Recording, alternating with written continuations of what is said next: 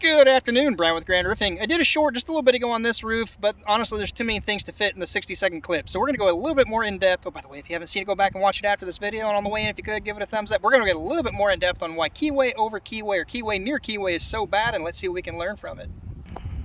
Alright, so here's one of the keyways in question here, and if you see right here's a keyway, there's a keyway. It's starting to get a little creased because I've actually lifted it a couple times here, but what you notice right off the bat, you can see the other headlap, the keyway of the headlap right there, and you can notice this dirty water trail. So that tells you, yes, water does come in between these shingles. It doesn't matter anywhere you have two shingles come together like this one right here, little crack right there. Over time, all the water from above running down will penetrate and infiltrate this little crack, and it will spread out just a little bit. That's why you don't want nails in those areas, and you really don't want a keyway in that area.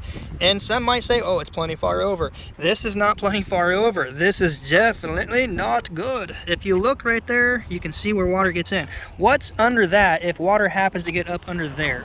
The problem is you're now solely relying on your black paper. In this case, you do catch a little bit of the ice and water coming off the valley, which, by the way, that in itself, that's bad because there's a ton of water volume flowing down everywhere from about where I am up all the way over to where I am up above me. This whole area is funneling everything, magnifying it down this valley. So let's just say you get a 1/4 inch of rain and it's hitting right there, and you magnify every square inch on this section, funneling it down to right here.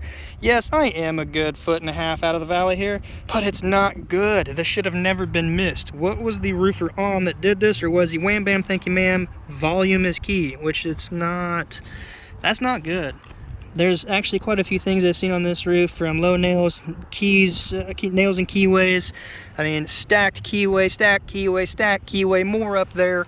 Nails and keyways down the side, a double tapper over there, gaping metals in the apron and stuff. It's just all around bad. It's not good. Really simple basics of why you don't want a keyway right above a keyway. True story, actually, it's happened to a friend of mine. I don't know, I think I was busy at the time. I couldn't do a lot because I was paying my bills and working, but she's like, hey, can you please help me? Somebody she knew, somebody close to her at the time, thought they were a roofer. And let me just clarify, roofing is not hard. There's just some simple little basics you gotta follow, like water sheds downhill, gravity tugs on rain, just, I mean, some basics. And he literally roofed a whole section vertically. Like, he put this shingle here and put the next one right above it, and right above it, and right above it, and did the entire roof section that way. My brother and I showed up to help our friend. We were just shaking our head like, this is one of the worst I've ever seen. And the whole roof had to come off. So their time was wasted, their material was wasted. It's just not good.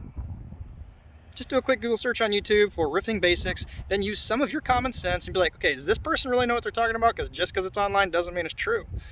Now you can use some of your common sense, be like, does that make sense? Some of your basics growing up in childhood and simple basics of nature, like rain falls from the sky, rain hits roof, rain runs down roof, rain goes in keyway, rain goes under keyway, rain catches another keyway under the keyway.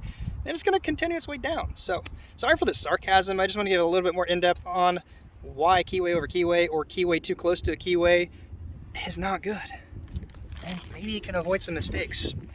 Again, what is a keyway? Terminology may change. Anywhere two shingles come together, that's keyway, that's keyway. Could be called a butt groove, drip groove, keyway, two shingles coming together, whatever you say it in another language. It's just not good. You want them set off from each other. This one here is a little on the closer side, but it's acceptable. It's probably 3 inches or so.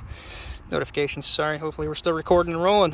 All right, so yeah, I guess time to wrap this one up. If you haven't seen the short, it's just going over a couple little things. It's hard to cram in 60 seconds. If you like the uncut, unedited videos, give it a thumbs up, please, because I do need to kind of walk it over. Just, how do I spit this out? Because I hate editing. I hate the time. By the way, Corel, if you happen to watch this video, give me a shout. I'd like to try your software, because the software I used to edit just was such a time waster, I quit using it. That's why I went to this version of unedited videos. It just comes off my tongue. All right, anyway, I got to get busy. Got a lot to do. Give it a thumbs up. Keep an eye on the 20K subscriber giveaway. It's probably coming up tomorrow, Friday, November 3rd, 4th, whatever the heck day is. It's Thursday, November 1st week. I appreciate y'all. All soon to be 20,000 of you. I couldn't do this without you guys, so keep an eye for the upcoming video. 20K giveaway will not be in the description or the title because of bots and scammers. So see you on the next one. Be safe, and we'll see you then.